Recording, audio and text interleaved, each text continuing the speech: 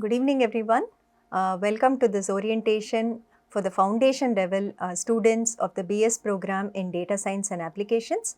We will walk you through the various steps which are a part of the foundation level, the various rules that govern the foundation level of the BS program in the next half an hour.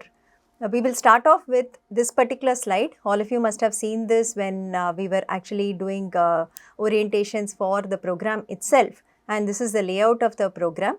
And currently you are at the foundation level. So you have cleared the qualifier, you are taking courses in the foundation level of the program, and you are where we are showing this in red block. You are in the first part of the program, which is the foundation level of the program. Courses in the foundation level are 8 courses. There is Maths 1 and Maths 2, there is English 1 and English 2, there is Statistics 1, Statistics 2, and Computational Thinking and Introduction to Python. So these are the 8 courses that form the foundation level of the BS in Data Science and Applications. So these are pathways in which you can actually complete the foundation level depending on your background. Say whether you have a technical background, you have some coding knowledge, whether you have a strong maths background, whether you know statistics, you've been maybe doing some part of math stats in part of your other program or as part of your work. Depending on your time availability also, whether you're a working professional who can only give say 10 hours or 15 hours per week for studying from this program, or whether you're doing this program as full time, you can choose the various options that are given here. So basically, let's see the column which is to the rightmost. We call it the fastest path. You can complete the foundation level of 8 courses in 2 terms or 8 months. Basically, this will require a commitment of about 40 hours per week from you of effort and study time, because there are 4 courses. On an average, we say that every course takes about 10 to 15 hours of study time. So at least 40 hours you should be making available to study if you want to do 4 courses from this level in a particular term, right? So how would we say you can divide it is, you can do about 5 hours per weekday, Monday to Friday maybe, or 6 hours per weekday, Monday to Friday. So that comes to about 25 to 30 hours. And then on the Saturday, Sunday, you can probably give about another 15 to 20 hours of study time. So this is the way that you can schedule it. And the courses you will take is English 1, Maths 1, Statistics 1 and CT in the first term.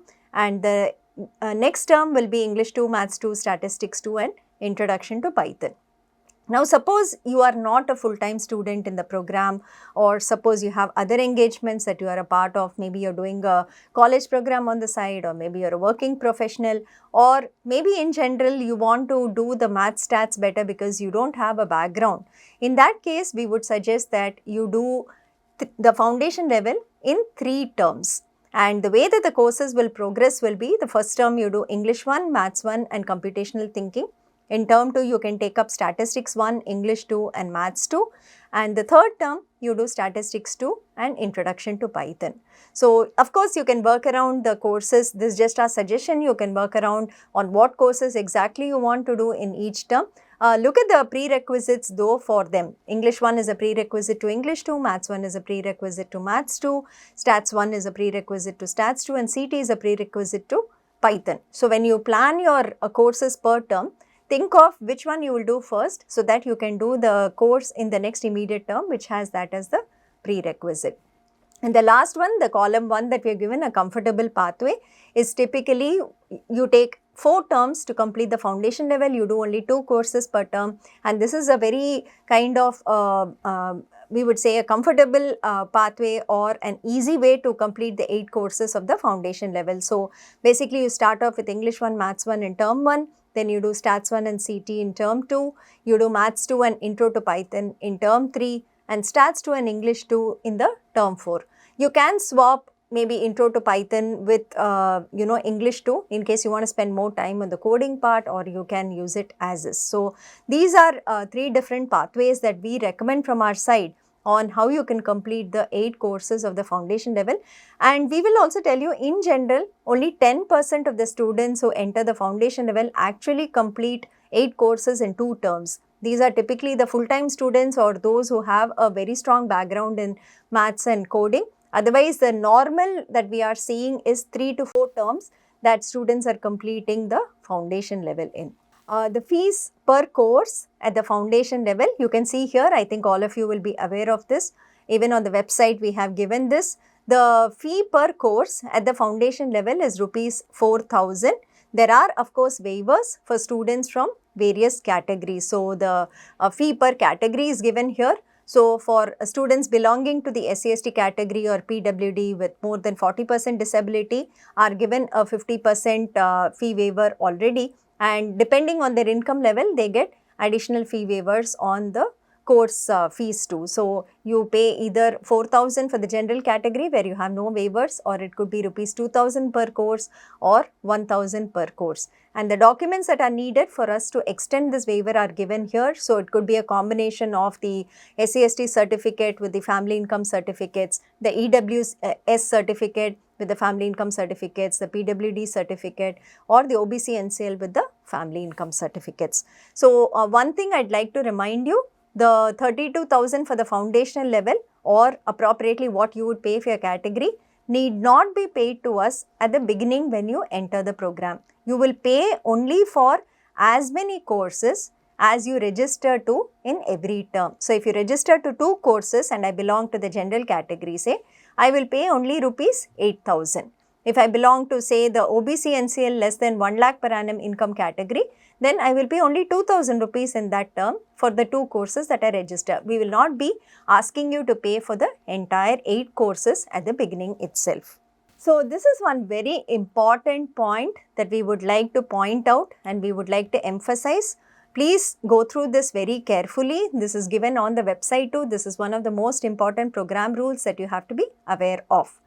Basically, the entire BSc program, the IIT Madras Senate has approved, needs to be done within 6 years or 18 terms. And if you want to complete the BS program, it has to be completed within 8 years or 24 terms.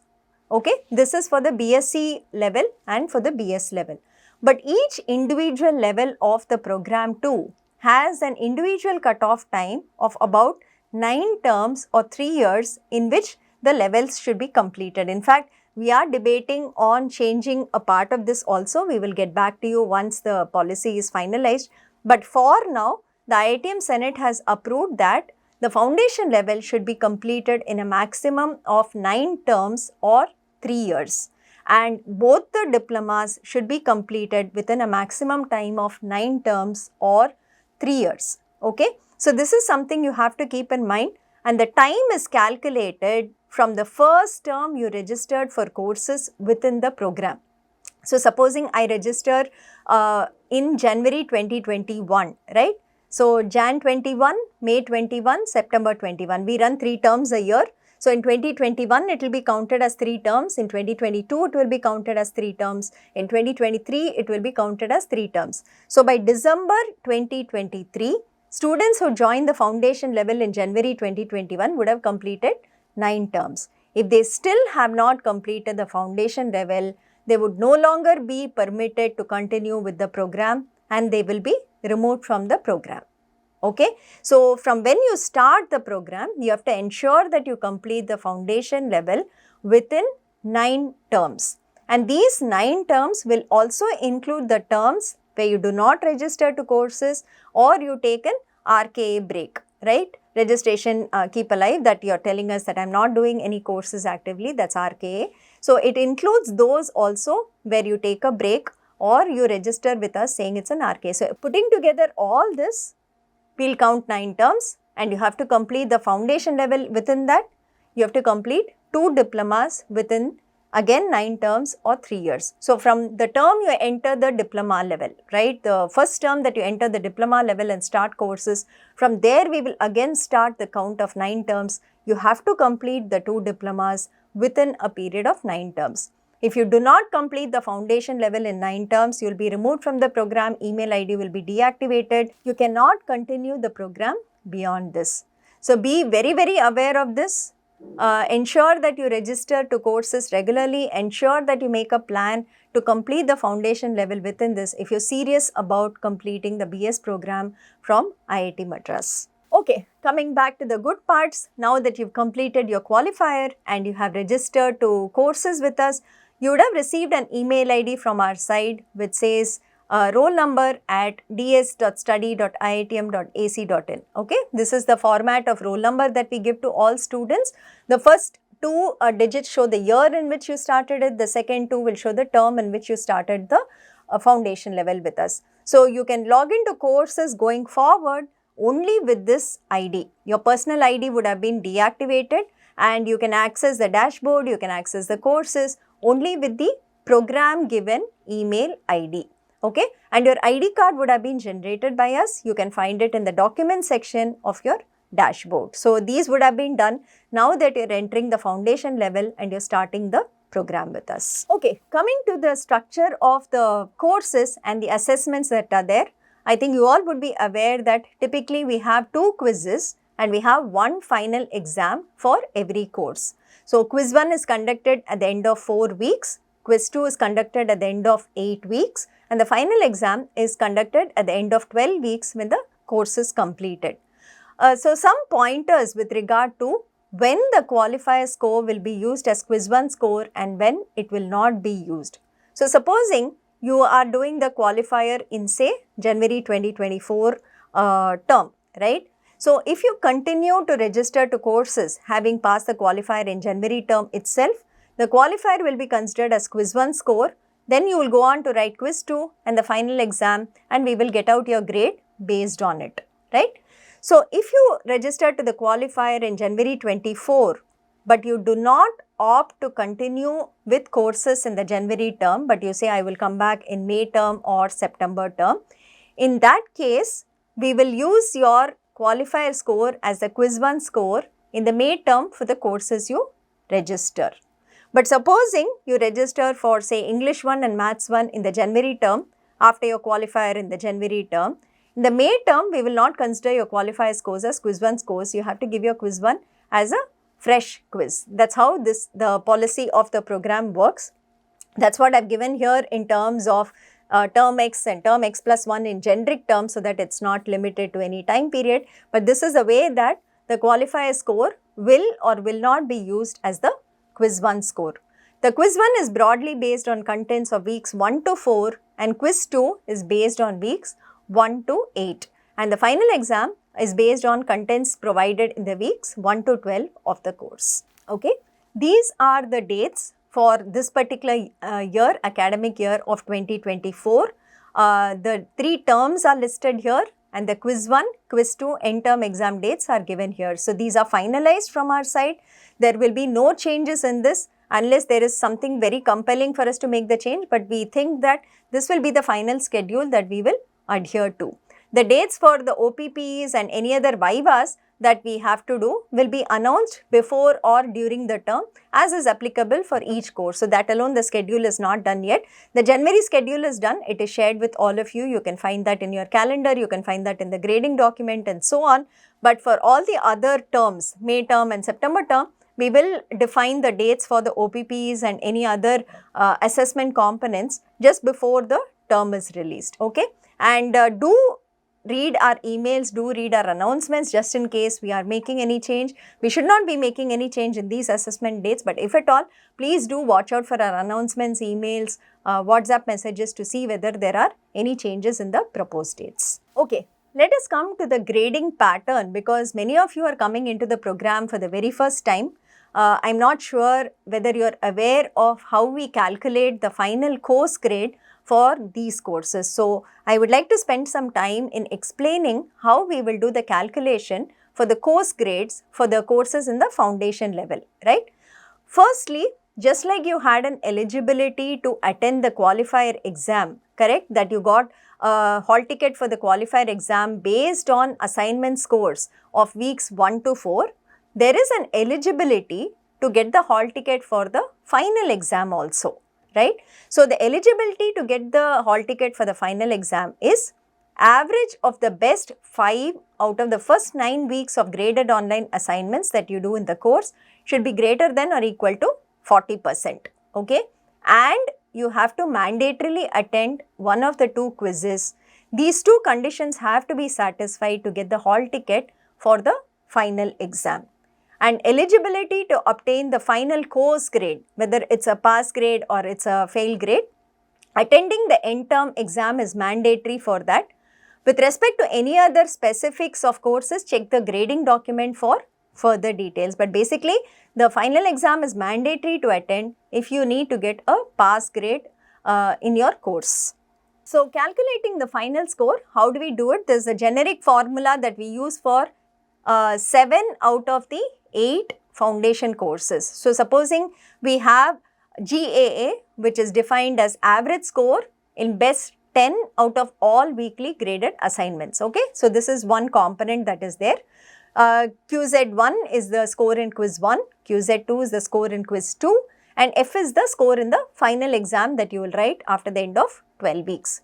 Assuming that these are the assessment components for the course, 10% weightage is given for the average score in the weekly graded assignment. So, we have given it as 0.1 GAA, and then there is a formula wherein if you have attended both quizzes or if you have attended one quiz, we do a combination of the two, see whichever is the higher mark, and then we add it to the weekly graded assignment score. So, this is the formula that we use, and for statistics too, we have a bonus points component from one extra activity also. So, that is something that is optional. You can do it if you want. If you want to get more marks, you can do that. For statistics 1, we just introduced it last term. I am hoping it will continue, but you can again watch out for announcements on it to get some bonus points from this. Otherwise, the final score is calculated based on your weekly graded assignments, your quiz 1, your quiz 2 and the end term exam score. For Python programming alone, we will have 2 programming exams that will be scheduled for you.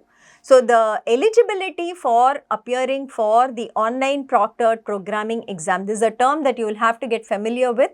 It is called OPPE in our site. So, a lot of mails and messages you will get based on this term called OPPE. So, all students will be scheduled to write OPPE 1, which is the first programming exam. So, all of you can attempt it and you can score in that. Apart from it, apart from the weekly graded assignments we have in Python, which is an multiple choice, multiple select kind of a quiz thing, as well as programming assignments, every week on Friday, Saturday and Sunday, we also open up a timed programming assignment. And you have to attempt this timed programming assignment. One, it gives you a practice for handling the OPPs. So, the OPPs are typically 90 minutes in which you have to write 3 or 4 programs. For those of you who are very new to coding, it is a huge challenge that people are not really able to do 3 programs in 90 minutes, get it to work, compile, run and also pass the test cases. Hence, what we have done with these Friday, Saturday, Sunday timed assignment is that we try to emulate the OPPs and we give you a 7 PM to 9 PM time and we say try to do the programs that we are given in that slot so that you get used to how do you apportion your time between the programs within a limited duration. That is some practice that we give you. But this weekly assignment that we do on Friday, Saturday, Sunday will define the eligibility for you to appear in OPPE 2. Okay. So, if the average of the scores of the best 4 out of the first 6 timed assignments is greater than or equal to 40 out of 100, only then we will schedule OPPE 2 for you. Else, we will not schedule OPPE 2 for you. Please be clear about this. We've had many students in the past who do not read this, in the grading document, say they are not aware of it. But this is a condition that we have been following at least for the last 2 or 3 terms, and this will be valid even for the terms that are coming up. And eligibility to write the final exam is as follows. One is of course the weekly graded assignment score like we did in the previous slide. Best 5 out of the first 9 weekly assignment scores should be greater than or equal to 40 out of 100, that is there. And if the average of the scores of the best 4 out of the first 6 timed assignments is also greater than 40 out of 100. So, you can see that the weekly timed assignment that we do on the weekends affects you in 2 ways. It determines your eligibility for OPPE 2. It determines your eligibility to get the hall ticket for the final exam. So you need to do your weekly graded assignments, you need to do your weekend programming assignments, you need to also do your OPP as well to be eligible for the final exam and to get a final course grade. Okay. So eligibility for the final course grade, you can see attending the end-term exam, like we said, which is mandatory. Score in one of the two OPPs should be greater than 40 out of 100. Otherwise, you will not get a pass grade. So we are ensuring in the Python course that you know the theory part also well, but you also know to write a program and you're able to pass the programming exam. So I hope this is clear. Go through the grading document if you have any doubts. If you have further any questions, you can ask the instructors or you can ask on the discourse forum and the team will reply to you.